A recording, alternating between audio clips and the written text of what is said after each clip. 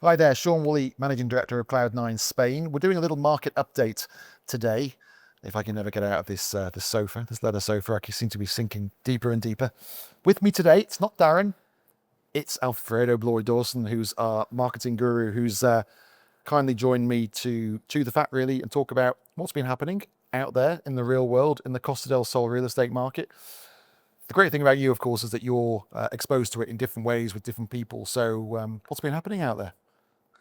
Well, we take anything that has been said in the last 6 months about the market.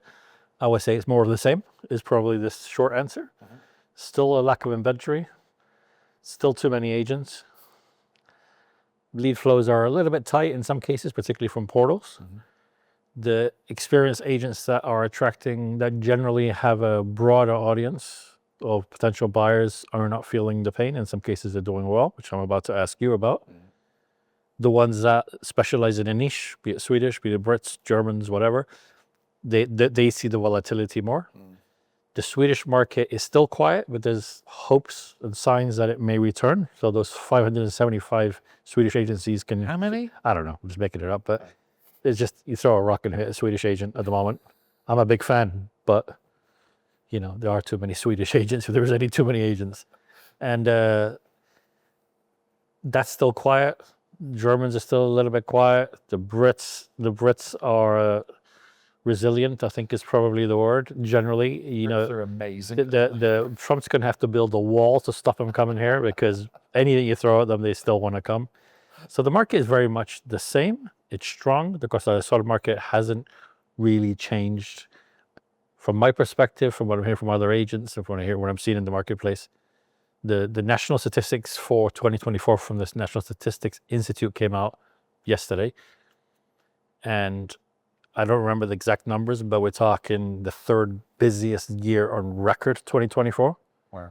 The second busiest, I think, was 2022, but it's only slightly different. And then we're going all the way to 2007. Yep.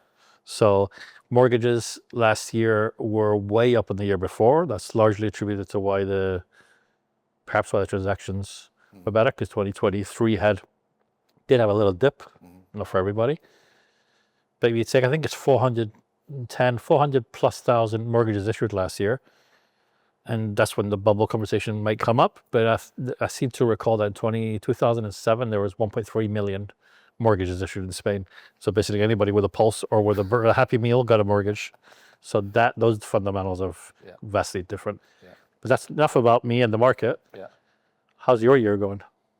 Well, the interesting thing for us is that I would normally predict that November, December, January, February are the quiet months.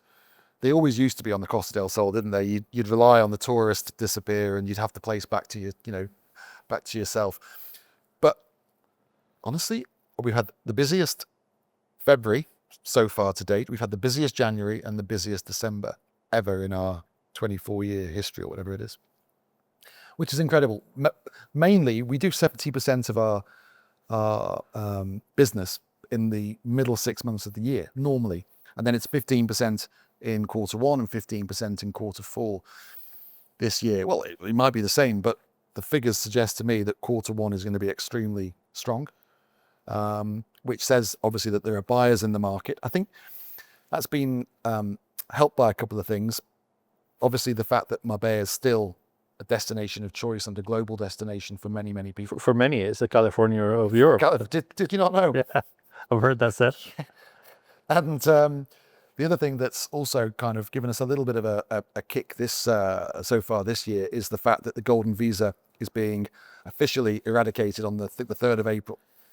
So not everyone, but anyone who's now thinking of getting one needs to be super quick. I think it's fair to say that they will probably miss the boat. By the time anybody's watching this video, it won't have finished by the time they watch the video probably, but it will be too late. I think Frank de la Fuente guys kind of worked out a rough, what they figured would be the last date that you could have the title deeds in your hand and to still have time. And it was Valentine's Day was kind of the calculation. Okay, yeah, that's about right, because we had an incredibly busy last couple of weeks. And we're recording this sort of third week in Feb. Incredibly busy last couple of weeks with our American network, and a few of their pals have decided that they really would like a golden visa for the EU. How do we do that? We're going to buy property They couldn't make it over, so they were buying over the phone. And did they get have they got the gold? Are they in time? They will be, yeah. Right. They will be, because otherwise they wouldn't have done it without the guarantee from the lawyer. So they were before that cut-off point that you said. But it was a lot of video viewings and a lot of like, come on, and yeah, that was exciting. I heard one agent the other day, I won't say who, talking about Golden Visa Rush, and they had a buyer that the property that they wanted to buy, for some reason they couldn't buy it. So it sounded like they were pretty much saying, just find me something for this value, whatever. It was, you know? it was a bit like that, and we were actually focusing on areas and developments that we knew would be no problem, because there are some developments out there that have like license issues and various things, which are all legal to buy, but would have held up the process in terms of the due diligence. So we were looking at stock that was obviously available at the right price, because most of these clients wanted to spend, well, they had to spend 500,000, so probably between 500,000 and 600,000 was the average. But transactions that weren't going to create any headaches. So we were having to go to areas where we knew the town hall was quick. And What about the S word? oh, yeah, Mr. Sanchez. Sanchez threw a grenade and ran off. Did he cost you any deals? He cost us one deal. We don't know for sure, because the gentleman involved said that he backed out because of family issues. But it was around the time of the Sanchez fiasco. He just scared a few people, didn't he? And it was, I feel it was irresponsible, reckless behavior and language from a prime minister of a country. Come on. And when you consider that tourism and international investment is such an important part of the Spanish economy, to say what he did was reckless. So it's cost you a deal. What, and any changes? Anything? We know what we know. Is anything changed in terms of nationalities or anything like that? No, we're still pretty multinational. We've kept an eye on it, because since the Sanchez thing, I wanted to keep an eye on the EU non-EU split, and it hasn't changed. For about a week after, it did. I mean, in theory, it should have killed you. Yeah, because your top two nationalities are non-EU. Exactly. So we've got the America. UK. Yeah, so the UK accounts for about 30%. So that's dipped to 25%, but it's still very strong. The US market's actually gone up because of the golden visa thing, I think. The Irish market has gone, which was third on our list, has gone down slightly, but they're not affected by the Sanchez thing. Our Dutch market's gone up. So it's incredible. It's so difficult to identify one. There's always multiple things at play. It's funny you say that, because that just made me think that I am hearing there's a significant amount of Dutch people buying. That seems to be a trend. Yeah, incredible. At the moment. So whether something's happened at home or whatever, we still got a lot of Eastern Europeans buying for obvious reasons. So yeah, there's a load of little markets within the market, and they don't all behave in the same way. But I would have thought that anyone thinking negatively off the back of Sanchez, it would have caused a dip in the non-EU demand, and it doesn't seem to have had that effect. I was speaking to some people from a portal that I work with, property portal, and we checked the week. I can't remember exactly what it was, like the week after Sanchez versus the week before in traffic and inquiries, and there's like a 5 or 6% shift. It wasn't. It's incredible. It certainly didn't match what the headlines were talking. What we're suggesting that might happen. I mean, there's also, interestingly, I don't really want to go into the Sanchez thing too much, because it's been done and it's been said, and nothing has changed since he said it. So that's that. But the irony of this is that the trend in the Costa del Sol, we were to take an overarching trend over the last, since COVID, is the trend towards relocation. And that is sort of like what he's suggesting he wants. Yeah. Isn't it? He doesn't want non-residents, he wants residents. Exactly. So that was happening anyway. It's kind of like, oh man, you're a bit late to this party. It's already happening. We're on it.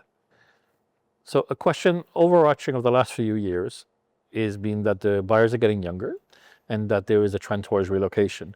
My question is are they getting younger? Other people are getting younger, the ones relocating. Is that why it's getting younger? Or is it got nothing to do with it? Could be. It's so difficult. Because if you're relocating with your family, you're younger than, you're not retiring, right? Yeah, no. I mean, we've definitely got more people over the last, since COVID, we've got more and more people, and it's increasing. Our share of buyers who are relocating permanently with their families or their loved ones or both is increasing. And we're finding that there's been a huge flight of money here. So it tends to be the well-off or the seriously well off who are able to afford to do that because prices are not cheap here. But yeah, I think there's this rush of people who want a better life, and they consider a better life to be somewhere with a sunnier climate, with a more relaxed way of life that's easily accessible, that can offer their kids a great education. And Marbella ticks all the various boxes. But Maria always ticked those boxes. I know, but I think What's it's become- changed? I think it's become more visible. I think more people can do it now since COVID because they're freer within their workload. Is that the key though? Because to me, perhaps that is the key. As in, the only thing I can see that's changed Yeah. is when you were in the UK, when I was in the UK, if I could have, I mean, I couldn't have done it because of my job, but if I could have done my job from Spain, I would have been in Spain and like that because I grew up here. Yeah. But it was either changed to come here or I had to leave my job. Yeah. Yeah. And take a huge cut in financial cut. You probably had to do, well, you probably took 100% cut, right? You just came here. But that option wasn't even on the cards. The only way I could think of that I could have worked with a UK firm and be here was somehow if they were investing in a nightclub here or something. But I think the world's changed, and I think it's still a risky thing to do, and it's still a brave thing to do. But you know what? More and more people are prepared to do it. And I think the working patterns and a lot of people who maybe own businesses or who are high up in businesses now have that flexibility. at their That's the key, disposal. right? Yeah. Is because I think there was a survey that Currencies Director, somebody did in the UK a few months ago, and it was like 1 in 5 British people want to move to Spain. You would do the math and you look at how many actually buy to Spain. Yeah. Most of the ones that want to live in Spain can't. Yeah, agreed. And so that would suggest that what is changed is the ability to come to Spain, not the desire. Yeah. And this is what the Swedish call their catch-up effect, that demand just builds up Yeah. when all their economy and currencies are all over the place. Yeah. And when they can, and if times are right, that's when we get the big influx. So would you agree with the thought that what has changed isn't the desire to live here, it's the ability to live here? I think it's both. I think the ability, certainly more people are able to do that. But I also think, and I know this from personal experience going back to the UK, and I've heard it from other people, it's not just the UK, when they go back to their home countries, there's this overwhelming sense of get me out of here. And that is because of politics, geopolitics, wars, whatever. People just feel that they want to be somewhere a little bit safer, a little bit warmer, a little bit nicer, with a nicer lifestyle for them and their kids. I think that's the other key. Yeah. For their kids. Yeah. I was speaking to a Canadian lady yesterday who was bought in Marbella with her family. And she was living in San Francisco.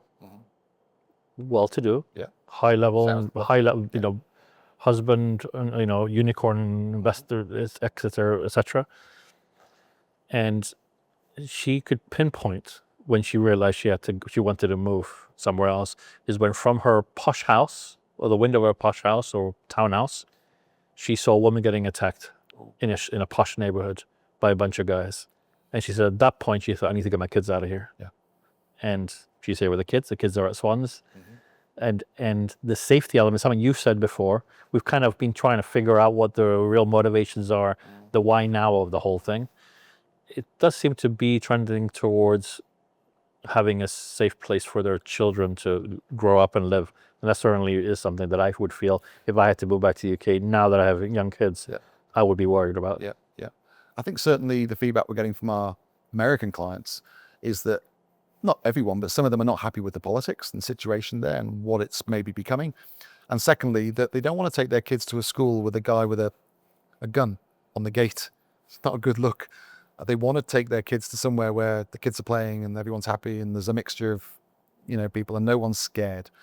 That's the feedback we're getting from our American clients. I'm sure there's plenty of Americans who are very happy in America, but the ones that are coming here to live, who want to get out of the States, that's what they've said to us. That's a consistent theme or themes. And I think it's true of most places. I mean, certainly when I go back to the UK, and I'm going to sound awful saying this because I love my home country, but We're both British, Yeah. so we're allowed to say that. I think Okay, whatever it is you want to say. But you know, I find it more depressing, and I think people there are more depressed, and a lot of people don't want to be there. And I think people, since COVID, since we all had that scare of COVID, where any of us could have died, really, let's be honest. Some of us got really ill. Since then, I think people are looking for a better life, and they're looking at how can I do that? How can I achieve that? And of course, one of the nicest ways is to change location to a place that's going to be safer, nicer, warmer, all those things I've mentioned. Hybrid working. Yeah. We know what to commute back to your work as opposed to coming on holiday. I think is a large part. But there even seems to be a thing where you have the primary and secondary residences, the traditional model, and this has traditionally been a secondary residence, a holiday home. That's been flipped now. It's been flipped, but it's also been blurred. Yeah. I've seen a lot of cases where it's not clear which is their primary. I suppose whether kids go to school as their primary, in which case it's here. What do they call that? Double primary kind of thing. Something like that. And it must be a better, more funky name. Because a lot of people are downsizing, like in their home countries, to get a great pad here. Yeah. This is where the family is going to be based, and the man or woman or whatever, they will go and maybe report back to Stockholm or Brussels once a month or something like that, and they'll stay in their crash pad. And it's just a flip of how they've been living. So rather than the holiday home in Marbella, it's now the permanent residence, and they've got their holiday home and work crash pad back in their home country. It's incredible, isn't it? How it all has changed. Final question for you on this market update. Traditionally, the Costa del Sol is a mass market destination, isn't it, for both holidaymakers and holiday home buyers. Traditionally, it was very British. I think in 2007, it was 38% of all buyers were British in Spain. Here, even higher than that. Prices have gone up on the Costa del Sol. Is it still a mass market destination, or is that a thing of the past? I think prices have been going up everywhere, not just in Spain. They've been going up around the world, really. I don't consider the Costa del Sol to be a mass market product anymore. But it might be me being stuck in the past, because I still imagine like the British buyer with the average budget of £100,000. But the stats show that from all the portals, the stats show that the average inquiry is for something of 150,000 or 100,000, 125,000. And then you look at what's available on the market and you think, well, not getting much over here for that. We had that today. We had an inquiry on live chat for 100,000 euros, I think it was. We were like, we're wasting our time. Let's quickly touch on that. I think it's relevant to buyers at least. When I bought my apartment 6 years ago, 3-bedroom, old, ground floor, big terrace, in a community with a gate and tennis courts, 115,000. Right. Now, 300,000. Yeah. 250, 300, depending on the state. Yeah. Probably ours is probably worth less now because of the kids, the dogs. What about you? When you moved, you had a place in Los Flamingos before you moved there, right? Yeah. What did you pay for that, and how much is that worth now, do you reckon? We paid just at the end. We bought that in 2012, so it was at the end of the financial crisis, and we paid 195,000 euros for that. So 2-bedroom. That was a large corner 2-bed, and then we sold that for 3 years ago for 300 and something, 370. So that's like 60-70% doubled. Doubled. A lot of properties have doubled in value. That's probably the easy way of saying it, isn't it? Yeah, they have. And, for that to happen, the demand must be there. And it's happened all over the coast. It's not just a pocket. It's, you look at areas which have traditionally been lower priced than, say, Marbella, Benavis, and they've doubled as well. So it's the whole thing across the board. But that makes sense, because obviously there's more people in the market of 300, 400, 500,000 than there is at 3 million, 4 million, 5 million. So those areas that have traditionally been home to properties at those levels, yeah, of course they're going to boom as well. So the whole place has lifted price-wise. As often happens in these sort of cases, what the demand with the lower budgets tends to get pushed to the periphery and inland. I suppose that's happening here. No, there's probably But that's the way it normally happens, and the developers kind of lead the way. So they will, if they're getting priced out of the market because the land is too expensive and it's too expensive to build products for the masses, and that's their market, they'll have to move to areas where the land is cheaper. And normally that means undiscovered areas, or areas on the periphery of the action, or high up in the hills where you don't have any amenities. So they're the areas that they will have to go to if they are hoping to continue to build mass market product. Otherwise, they're all going to be competing for a market that obviously starts to thin out as you go up the pyramid. It's an interesting kind of how this is all going to go and where it's heading really. But I mentioned about the price that I paid for my place before last, but since COVID, I mean it's gone again. So yeah, from the financial crisis it went, but then COVID just took it to another level because it just introduced this new wave of interest. I think, would it be fair to say for the British public, but also the other countries, the traditional buyers here, Spain used to be somewhere where you got a cheap house. Oh yeah. You sold, when I was growing up in the 80s here, a lot of my English friends from school here, their parents had sold their house in England, and with that had enough to buy a whacking big villa with a pool here, a couple of cars, kids in a private school, and a bar or a supermarket or something, some business. Yeah. All of that for, a terraced house in Tunbridge Wells.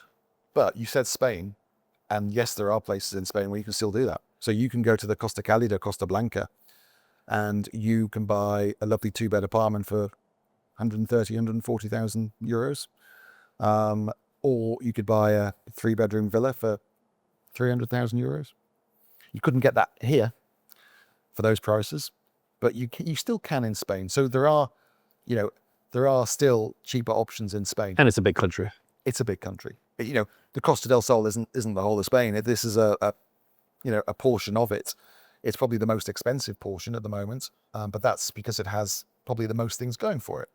Well, maybe except for the Balearics, I think, but they have very limited land here. Very limited, yeah. And I think it's difficult to compare an island with the mainland. It's two very different types of thing, really. So, rest of the year, same?